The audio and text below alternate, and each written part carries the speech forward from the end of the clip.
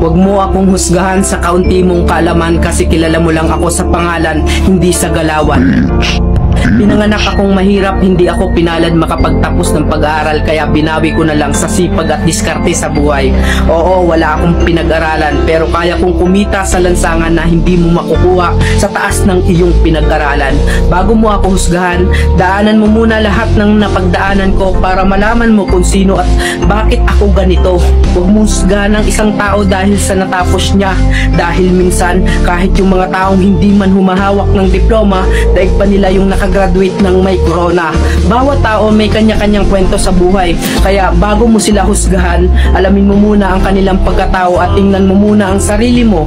Baka malala ka pa sa tinitira mo.